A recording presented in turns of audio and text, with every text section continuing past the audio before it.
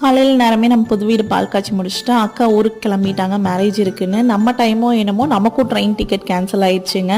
சரி வேற வழி இல்லைன்னு பாப்பா தூங்க ஆரம்பிச்சிட்டா. நம்மளும் லஞ்சு செஞ்சிடலாம் அவள் தூங்குற டைம்லின்ட்டு லஞ்ச் ப்ரிப்பேர் பண்ணிட்டு இருந்தாங்க.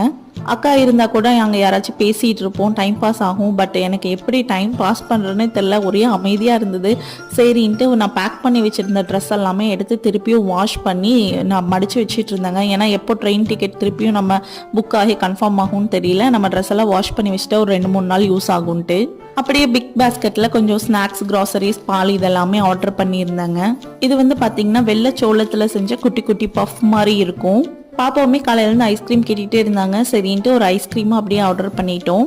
நம்ம இருக்க ஏரியாவில் பார்த்தீங்கன்னா இன்ஸ்டாமார்ட், ஜெப்டோவோட பிக் பாஸ்கெட் வந்து ஃபாஸ்ட் டெலிவரியாக இருக்குங்க. அந்த லிச்சியுமே ஃப்ரெஷ்ஷாக கிடச்சிருந்து ஆர்டர் பண்ணியிருந்தோம். இப்போ ரீசெண்டாக அக்ஷயகல் பாப்பாவில் எங்களுக்கு ரொம்ப பிடிச்சிருக்குதுங்க. அடுத்த 2-3 நாளைக்கு ஸ்டாக் பண்ணியாச்சு. ட்ரெயின் டிக்கெட் புக் ஆனாலும் சரி, இல்லைன்னா